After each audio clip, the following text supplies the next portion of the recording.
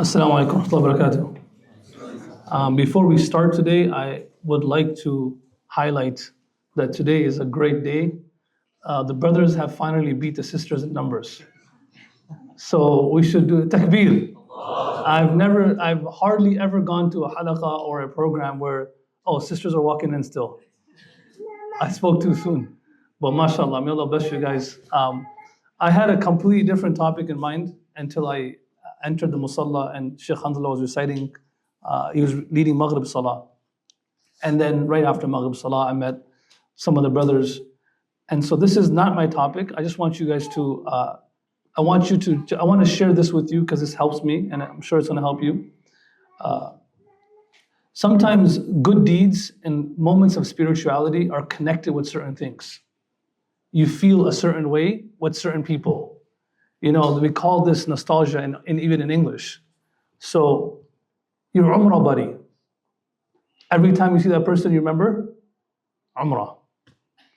Every time you meet that person, you remember Hajj. Or every time you hear those verses, you remember a certain place in your life where you were. And that's a place where you want to come back to. I know someone in my life, every time he sees me, he remembers the train ride from Mecca to Medina, because our flight was like the next morning. Bashar was one of those guys.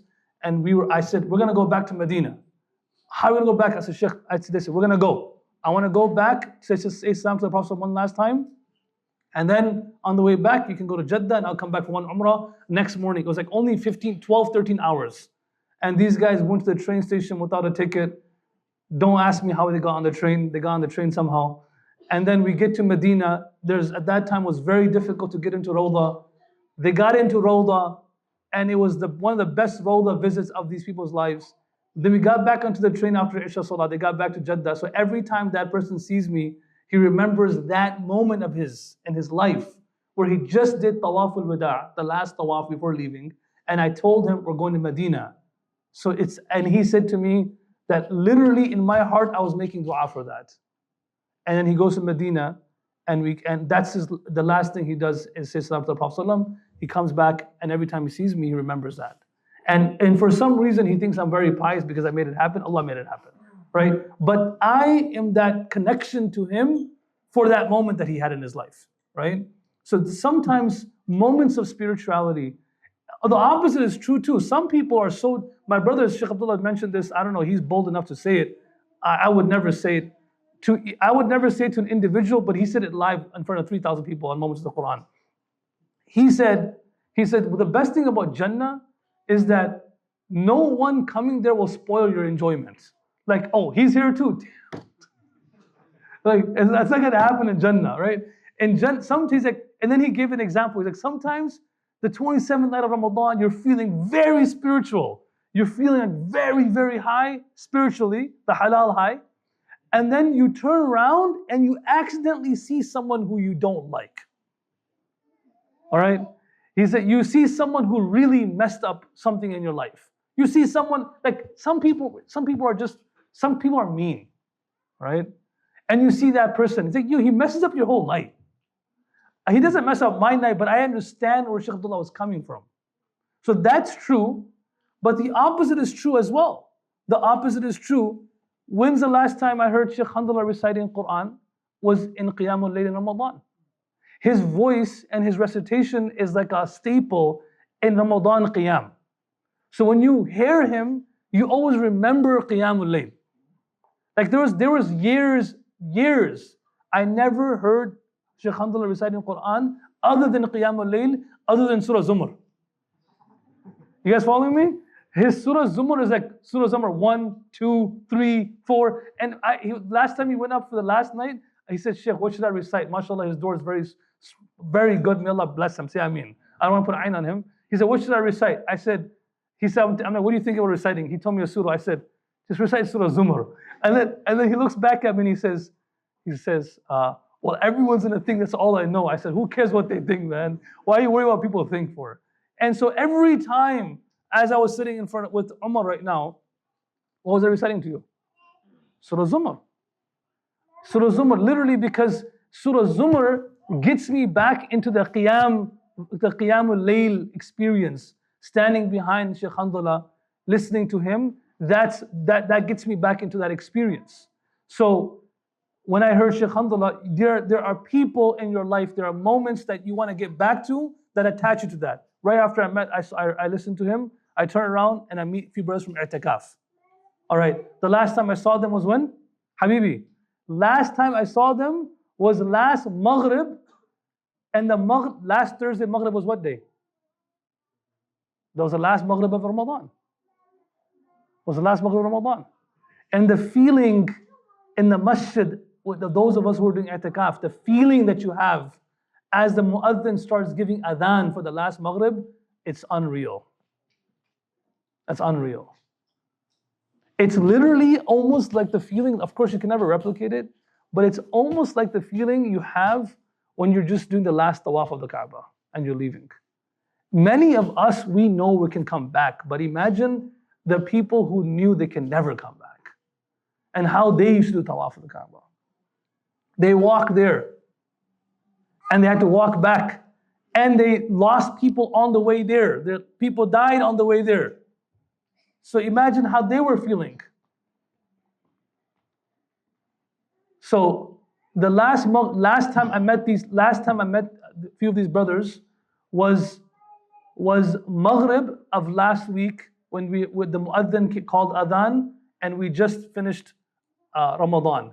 One thing to keep in mind is the way we pay attention to the clock for Maghrib in Ramadan. If we could just do 50% of that every single day, that'd be amazing. You follow me? You know, the way Muslims pay attention to like I tested people in Arizona. I know this dude doesn't even pray. May Allah forgive me, say Ameen. Okay. I know this guy, he's not like really of like 5 times prayer in the masjid. I would test what time sunset today? 7:32. Damn. What time sunset today? 7:34. Everyone knows the sunset time. And you're sitting there waiting for the sunset time just on the second, and then boom, and you do. If we could have that same mindset for every salah, 50% of that would be good. Not the same exact, that's probably too hard. But a fasting person's mindset for the countdown for iftar at Maghrib is a beautiful, beautiful thing. Let's try to maintain 50% of that for all the salahs. So last week, after Maghrib Adhan, I met a few brothers, and I met them 1 week later. The moment I met them, what do you think I'm feeling? What are we feeling? I'tikaf vibes. We're feeling Masjid Uthman bin Affan. We're back at Masjid Uthman, we're back doing i'tikaf again. You know, we're back there again. Then I walk over here. As I'm walking over here, I meet a few more brothers that I did i'tikaf with. So this was not my topic. I just want to mention that make sure the next time you are doing a good deed, connect it with a surah. Connect it with a person. Connect it with a place. Connect it with people, because those people will remind you of those places. Those people will remind you of that level that you had. And you would, whenever you see them, you'll remember them as i'tikaf buddies. You'll remember them as umrah buddies. You'll remember them as, this is the person I was sitting with. And even more than that, there are places, some places, mashallah, say mashallah. Like all you brothers and sisters who joined us today, like we're just trying, of course we're not going to be able to bring Ramadan back. But hopefully we can stay afloat throughout the year. And like Ramadan is supposed to make you increase your level. You're going to fall down for sure. But hopefully your low point is not as low as you were before Ramadan. And then next time Allah sends you a season, which could be the 10 days of Dhul-Hijjah, your level increases again. And it's gonna fall again. But hopefully the low point won't be as low as the one before. And the next time Allah sends you another season, it could be someone passed away in your family. That's Allah's way of bringing you closer to Him. Maybe someone got sick in your family. These are all nafahatul Rahman. These are all moments that Allah is making you experience to bring you closer to Him. So yes, it's the first news of that message. Like my mother is sick, or my father is sick, or my brother passed away, rahmatullahi alayhi, whatever that is. I mean, that first hit, that experience that you have, your level is very high at that point. It's gonna dip. but hopefully the dip is not going to be as low as it was before you got that news. And then next Ramadan comes, and then we will elevate ourselves. And the next when Ramadan finishes next year, when we dip a little bit more, it's not going to be as low as it was this year. You see? And so our low point is always increasing. And inshallah, we will, hopefully those of us have this experience will always die at a high point. Say inshallah. That's the whole goal. The whole goal is to die at the high point. And those of us whose lowest point keeps increasing through the moments of highs that they have in their life, Allah gives them death on the high point. So experience those moments with people, attach them to certain surahs, attach them to certain places. It's good. Now every time you come to those places, every time you meet those people, you remember those moments. And you want to go back to those. There are certain people, when I see them, I literally, the moment I see them, I remember them as if they were standing next to my brother's grave. And I have many other experiences with them. I'm not going to throw anyone under the bus right now, because they're all, but I don't mind saying his name. One brother named Tariq Durrani. I'm giving an example. He's Dean's father. This guy, I never met him in my life before. Never met him in my life before. But he used to come on moments of the Quran. He used to always say something in the chat. And I saw him, he was very informal with Sheikh Abdullah. So one time I asked Sheikh Abdullah, who's this guy who's very informal with you? Oh, he's from Grand Blanc, he's one of my guys. Then I'm like, okay, that's fine, because I was like, man, this guy's pretty informal. You know when I first met him? I first met him next to my brother's grave. And he introduced himself to me. He said, my name is Tariq Durrani. And I looked at him like, oh, the one from Moments of the Quran? Like that. So every time I see him, the picture of me standing at my brother's grave comes back. And that moment that I have, the moment that I had standing at my brother's grave, I mean, of course, you can never recreate that. So I'm this was not my topic. I know I took too long just saying this. Hopefully you benefited from that. Make sure you attach those moments and then look at those people. And you know what happens after that happens? I'll tell you what happens after that. Then you end up getting people in your life that you feel very uncomfortable to commit sins with. Look, brothers and sisters, you know who your best friend is?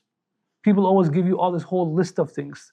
The best friend in your life is the one where you are very uncomfortable committing sins with. That's your best friend. You're just uncomfortable. Like, I'm uncomfortable saying this in front of him. I'm uncomfortable talking like this in front of this person. I'm uncomfortable doing ghibah with this person. That person, you need to keep him close to you. And you need to ask Allah to preserve that relationship. So may Allah give us tawfiq for that, and may Allah bless Sheikh Hamdullah and the brothers who remind me of those moments. Like Khusru Bhai, guys always MIA, always not in the, he's never around, and all of a sudden he comes for itikaf, locks in for 10 days, and then I meet him once in a while afterwards, and I remember him, locking in during itikaf, so may Allah bless him as well. Look, I was last week after Ramadan, I started just in my pastime, started to write down and read, because this halaqah is not just Shawwal halaqah, this is a halaqah that we started specifically for the Miftaah students that you all hijacked, which is fine. It's now for the community. But we specifically started for the Miftaah students, and we titled it In the Footsteps of the Pious. Because I always want to analyze how the Salafus Salihin were in the same situation I'm in today. All right? So how the pious predecessors dealt with losing their son. I want to know. How they dealt with loss. How they dealt with success. They went through the same things we're going through. How they dealt with sickness. How did they deal with finding out that someone got sick in their family? How did they deal with finding out that they got sick and a leg had to be amputated? I never thought I even had to reflect over that until someone in our community just got amputated recently. So how did they interact with it? Because the way they reacted to that is the way we need to react to it. So I want you all to, I just write down things, I just share them with you. I want you to picture the last night of Eid. The last night of Ramadan, which is the first night of Eid. I want you to picture the Sahaba and the Salaf. Assalamu alaikum. The Salaf al-Salihin, this kid loves me. You want the mic? One day, inshallah. You're going to get a mic and a sword. Say inshallah. What's wrong with you? I'm not. I mean, you guys scared? What's wrong with you guys? I don't care if you guys post this. So he doesn't want the mic. So it comes in narration that عن علي رضي عنه أنه كان ينادي في آخر ليلة من شهر رمضان. The last night of Ramadan, all night, all he would be doing is walking around and saying this. Pay attention to what he's saying. He's saying, يا ليت, he's looking at all these people that are there. He's saying, يا ليت شعري من هذا المقبول فنهنيه ومن هذا المحروم فنعزيه. He'll be walking around saying, oh Allah, can you please tell me which one of these people you have accepted so I can congratulate him? And whose ibadah you have rejected so I can pay my condolences to them. That's what he's saying. Oh Allah, I need to I wish I knew whose ibadah you accepted so I can go and congratulate him or her. Or whose ibadah you've rejected. So فَنُعَزِّهِ. Abdullah Mas'ud anhu, of course, he saw other Sahaba doing this. So what he would do, أنه كان يخرج في آخر ليلة من رمضان فينادي, and he would say it loud, من هذا المقبول الليلة فنهنيه. Whose ibadah was accepted, whose Ramadan was accepted, so I can congratulate them. I want to be with the person whose ibadah was accepted. ومن هذا المحروم المردود الليلة فنعزيه, and whose ibadah was rejected, so I can give him condolences. Because yes, losing a loved one, you give condolences. But imagine someone doing i'tikaf. Imagine someone leaving their family, their friends, everyone. Imagine someone going for Hajj. Imagine doing all this. I don't even want to imagine it, because in our life we do a lot. And we have to leave our family a lot. So I don't even want to imagine it not being accepted. Right? But that is the greatest, that is the person whose ibadah is not accepted deserves the most condolences, because that's all that's going to help him. He says, وَمَنْ هَذَا الْمَحْرُومَ الْمَرْدُودَ اللَّيْلَ فَنُعَزِّيهِ. He says, and who is that person whose ibadah was not accepted so I can pay my condolences to that person? And he would say, أَيُّهَا الْمَقْبُولِ, oh, the one who's accepted, هَنِيئًا, congratulations. وَأَيُّهَا الْمَحْرُومَ الْمَرْدُودَ جَبَرَ اللَّهُ مُصِيبَتَكَ. And the one whose ibadah was not accepted, he would say, may Allah strengthen you. May Allah strengthen you. So you see from how the mindset, today I want to just share with you what the mindset of a believer should be post ibadah. You understand what I'm saying? More important than our action is our thought process. How should I be feeling? What should I be thinking once I complete any ibadah? Whether it's Ramadan, whether it's Hajj, whether it's recitation of Quran. When you complete any ibadah, usually like when you're playing basketball and you finish the game, and if you're winning, you know what that feels like. That's what I usually feel all my life, right? And if you lose that feeling, there's a feeling you feel. You're not doing anything, but there's a feeling you have. The feeling that Firas got when he got accepted to ortho. That's a feeling. He didn't do anything. All the work he already did. But the feeling, say mashallah, right? And inshallah, the same feeling he's gonna have when he gets married, inshallah. All right? Or the feeling that Brother Sheikh Yunib got when he found out that he's having a baby. May Allah bless you. Allah accept. Say Ameen. So the feeling a person has is before any action, right? Before any action is a feeling. And there's also a feeling that you have. Firas knows, the day of Eid, when I went to the maqbara, the day of Eid is a beautiful day, but for a lot of people, they just lost their wife 2 weeks ago. They just lost their father 3 days ago. They just lost their brother a few hours ago. All right? So for them, Eid is different. All right? It's completely different. You all should definitely visit the maqbara on the day of Eid. Go for Eid Salah, and then go visit the cemetery. You know why? Just go hug people there that you don't know. Just go hug people. Wallahi al-Azim, it will keep your Ramadan, that energy you have from Ramadan, it will keep you going. And unfortunately, me and my brothers have to do it every year. Alhamdulillah.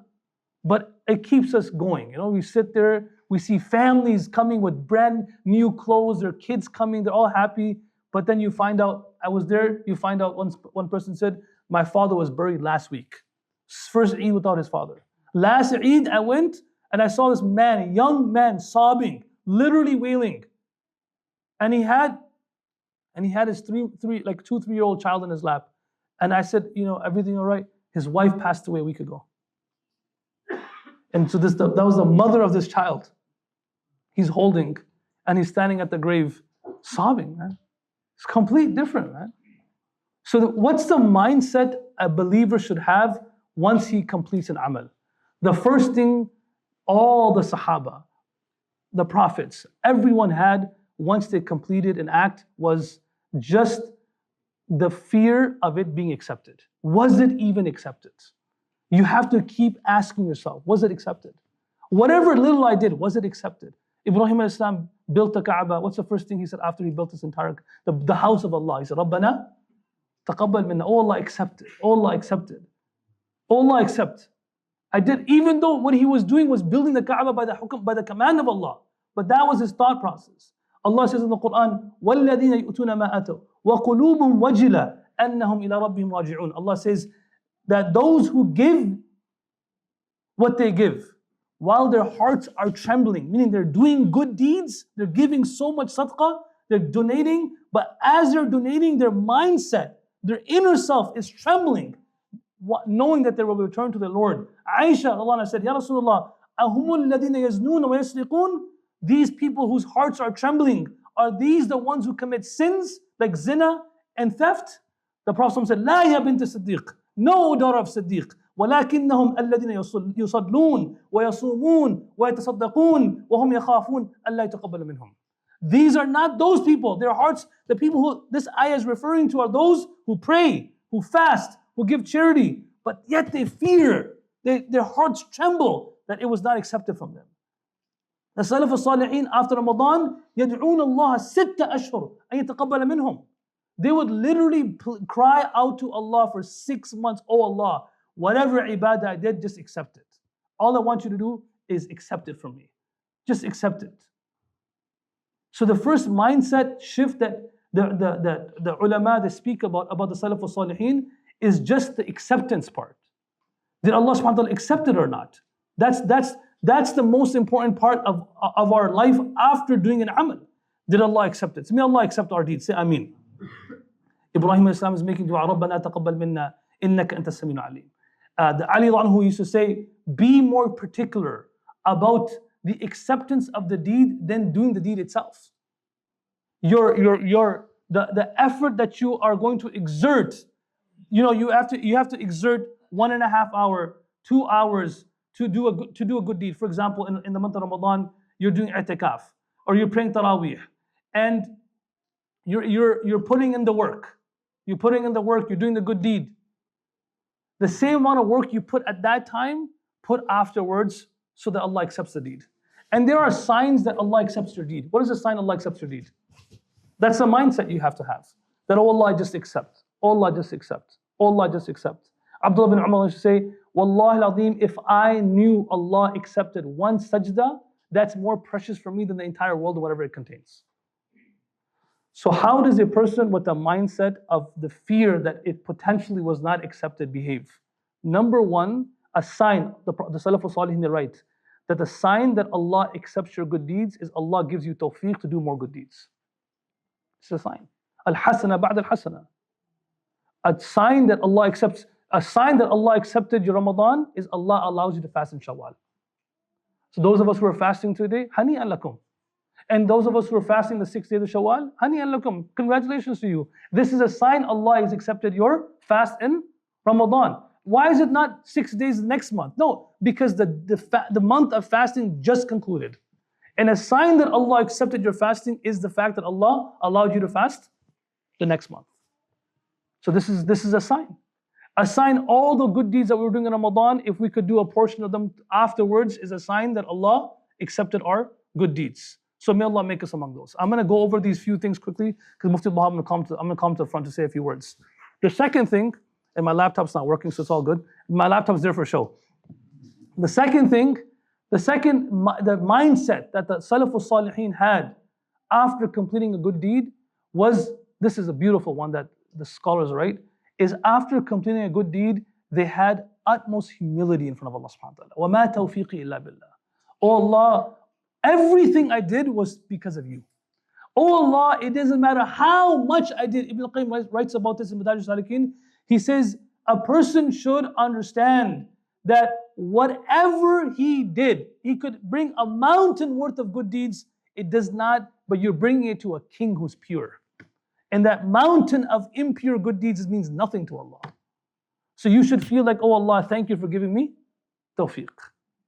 That's it, oh Allah. You gave me tawfiq, and you humble yourself in front of Allah subhanahu wa ta'ala, that, oh Allah, if it wasn't for you, I would never be able to stand in front of you. Because the one who humbles himself, you know this man tawada'a lillah rafa'ahu Allah? The ulama, they say, that we always narrate this hadith and we translate it the way it's supposed to be translated. A person who humbles himself for the sake of Allah, Allah elevates him. So Ibn Rajab Hanbali, he writes that a person who humbles himself after doing a good deed, Allah will elevate that person by giving him an opportunity to do another good deed.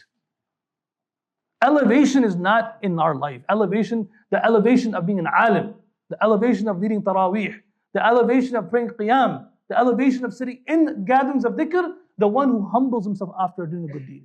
He said, oh Allah, thank you. So humility leads to gratitude of a good deed. Oh Allah, thank you. So the second mindset is, what is it, guys? Humility. That's what we should have. The third mindset of a believer after doing a good deed is hifdhul amal. Hifdhul amal. Hifdhul amal means, now that you have bought an iPhone, don't do what I did. My iPhone's cracked, broken. Once you have done something for the sake of Allah, now you have to be worried about protecting that good deed. Hifdhul amal means the protection of a good deed. Man ja'a bil hasana falahu ashru amthaliha. Allah does not say man amila, Allah says man ja'a. Someone who brings to Allah a good deed. So our job is to fast in the month of Ramadan, to do good deeds, and then now, man, all we're doing is locked in to protect them. Sufyan Thawri rahmatullah alayhi, on the day of Eid, when he would walk out, he would literally walk with his head. No one would see him like this in any other part of the year, because on the day of Eid, everyone's outside. And he'd be walking like this and looking down, and he says, the most important thing to do after Ramadan is ghaddul basar, because ghaddul basar is the best thing to protect your good deeds. Ghaddul basar means lowering your gaze. Because now you did all this, imagine you did all this work and it went down the drain. The good deeds are preserved. Like at every time you commit a sin, you're removing one good deed that you did. The effect of it. The effect, you know, that sweetness that you had, that joy that you had, the excitement that you had, sins remove the good deeds. So the third mindset shift that the Salafus Salihin had was that they were very particular about the protection of good deeds. And what do you do to protect good deeds? I mean, we know how to protect our phones, our cars, we have insurance policies, we have covers for our phones. To protect a good deed, there are many things that ulama write about, but just number one thing to protect your good deed is stay away from sins. Stay away from sins.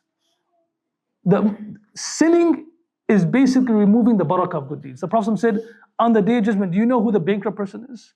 Man al-muflis. The Prophet said, you know who a bankrupt person is? A bankrupt person on the day, and the word he used was not faqir, it was muflis. Because the word iflas indicates that he had and then he lost. You follow me? A faqir is a poor person. A bankrupt person once had money and then lost it, right? So he says, do you know who a bankrupt person is?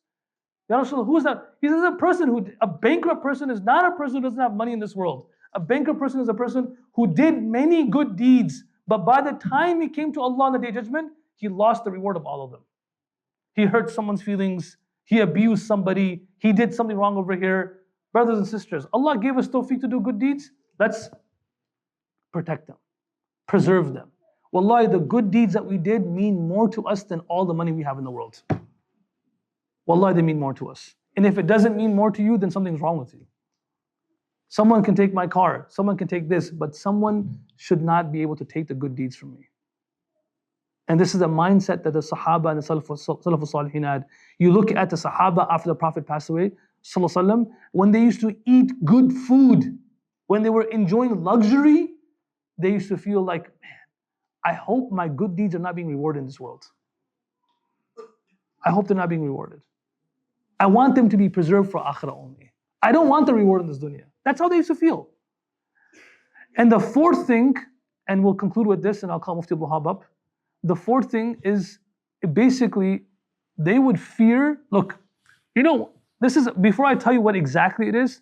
One time I was at Junib and these guys, And I went and met Sheikh Tariq Jamil in Faisalabad in his house. We went and met him, we sat with him for a couple hours. My first time like meeting him in my adult age in that chill environment. And thanks to this guy right here, right? He made sure I went to go meet him.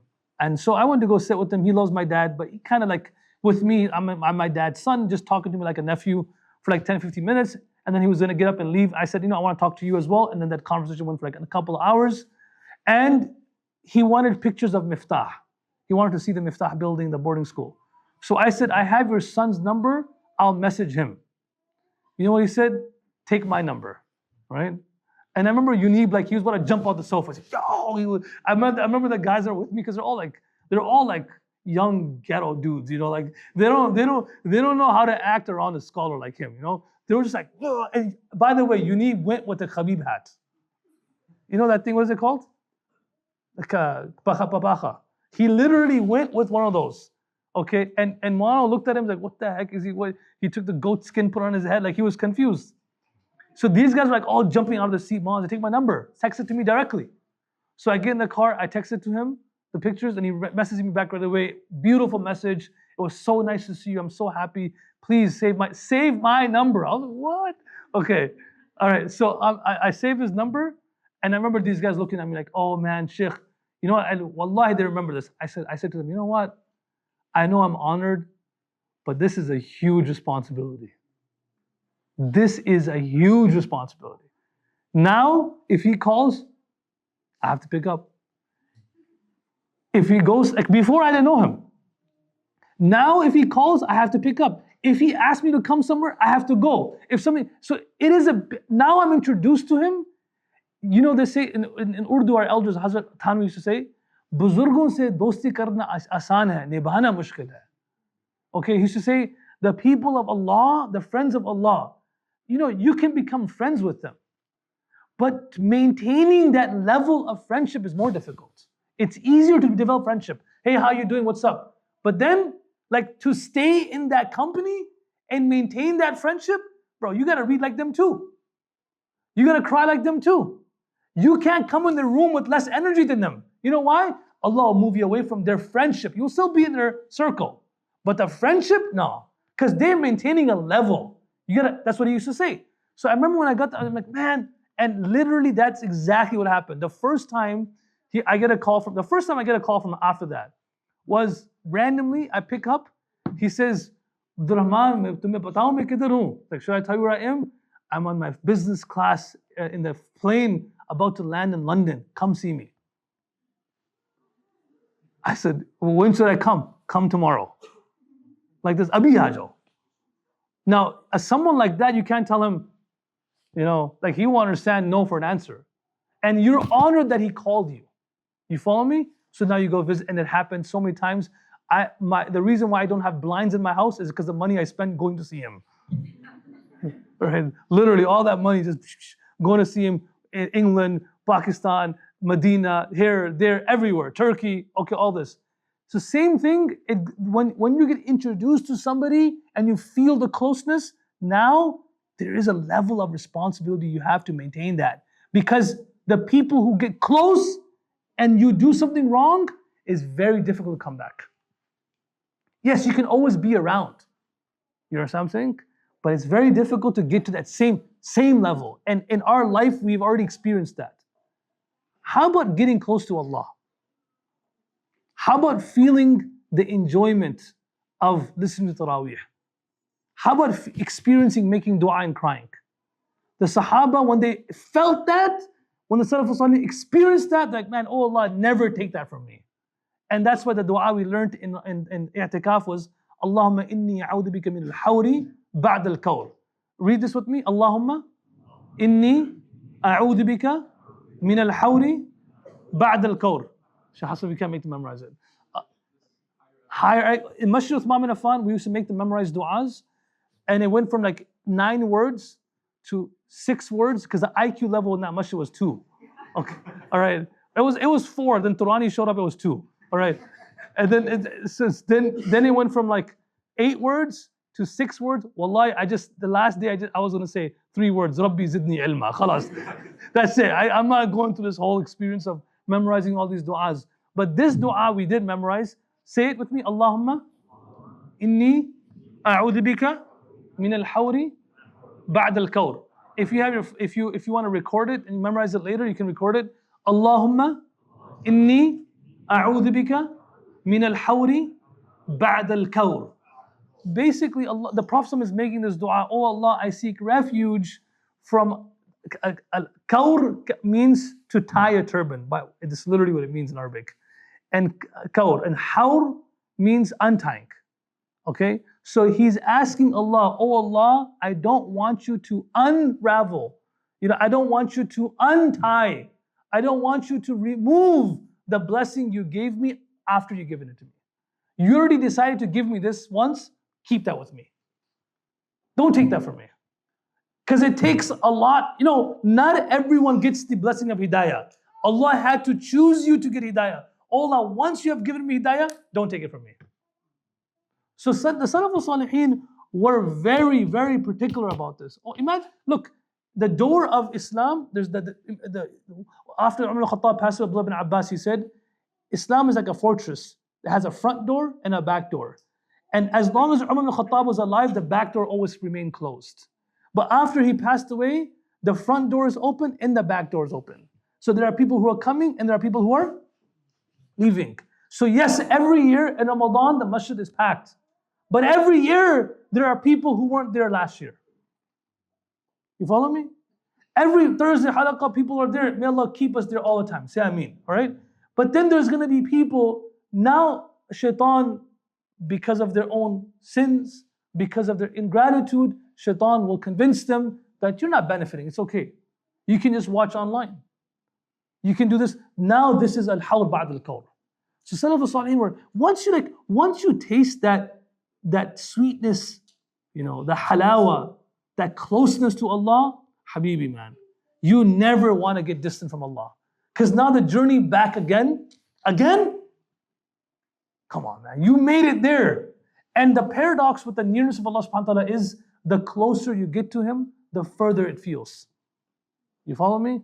Because the paradox of a lover with beloved, like he said, وَأَبْرَحُ مَا يَكُونُ الشَّوْقُ يَوْمًا إِذَا دَنَتَ الْخِيَامُ إِلَى الْخِيَامِ. Like it's like when you get to Medina, like when you're in Michigan, it doesn't feel that bad. But as you're landing in Medina, you start seeing the lights of Medina, your heart starts racing even more. So he says, the way a lover is with their beloved is the closer they get, the more uneasiness they have. The more unsettled they are. Their heart's racing even more. So the closer we get to Allah, we feel great, but we still know that we have a long way there. Because the only way you know that you're from the muqarrabeen is if your soul actually reaches there. So you're never going to know in your life. You're going to know the moment your soul leaves your body. All right, I made it. Because your soul will just go straight there.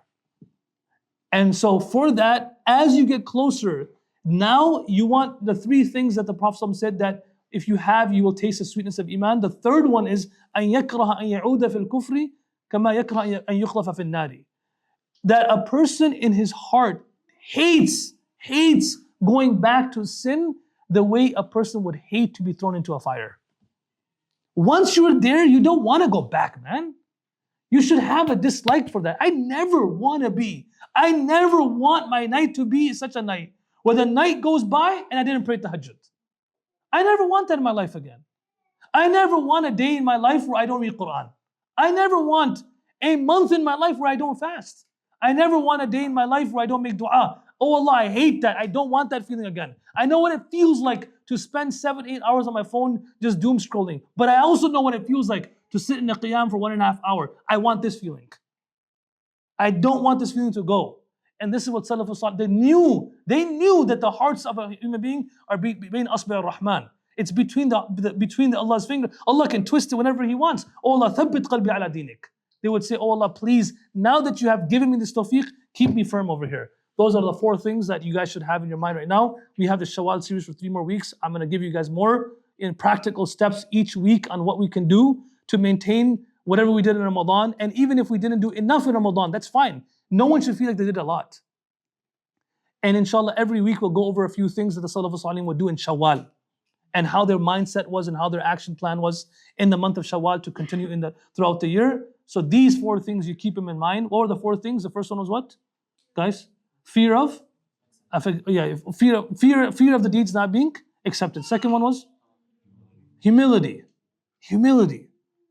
The more that you do, the more humble you are. The Prophet was giving sadaqah like this, just handing it out. This is one of my favorite narrations of the Prophet. Like you see someone giving a lot of money, man, you say this guy is so generous. Someone feeding so much. The Prophet was just distributing.